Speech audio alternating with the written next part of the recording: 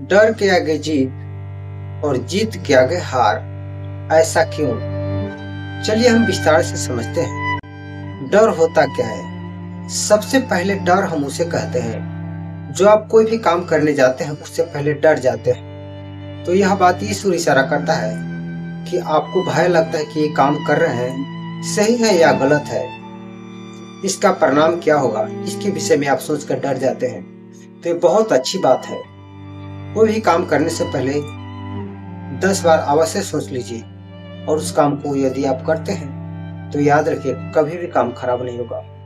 या अपने घर परिवार में कोई काम करने जा रहे हैं उससे पूछ लीजिए और कीजिए तो काम खराब नहीं होगा। और कभी भी यदि खराब होता है तो इसमें भागीदारी साझेदारी सबकी होती है और आपकी गलती को आसानी से माफ कर दिया जा सकता है। यह बात इस ओर इशारा करता है कि आप अपने घर परिवार को मान मर्यादा को ठेस नहीं पहुंचाना चाहते हैं और आपके घर परिवार के प्रति या अपने भविष्य अपने सदस्य के प्रति आपके दिल में प्यार है। और दूसरा होता है जीत।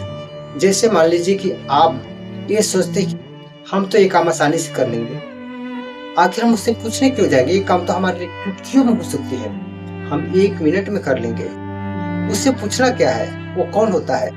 तो ये जीत नहीं बल्कि ये अहंकार हो जाता है और अहंकार करने वाला व्यक्ति कभी भी जीतता नहीं, अक्सर वो हार जाता है। इसलिए जीत कर भी सदैव नॉर्मल रहना यही सबसे बड़ी जीत होती है।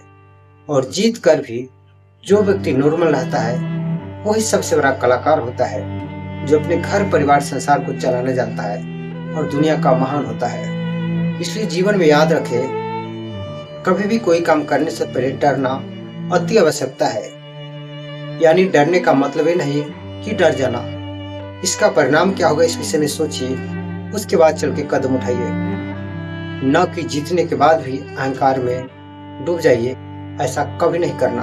अहंकार इंसान को पूरी तरह से खत्म कर देता है और जब उसे समझ में आता है तब तक काफी देर हो चुका होता है। कल भी यही सच्चाई था, आज भी यही सच्चाई है और आने वाले समय में भी यही सच्चाई होगा।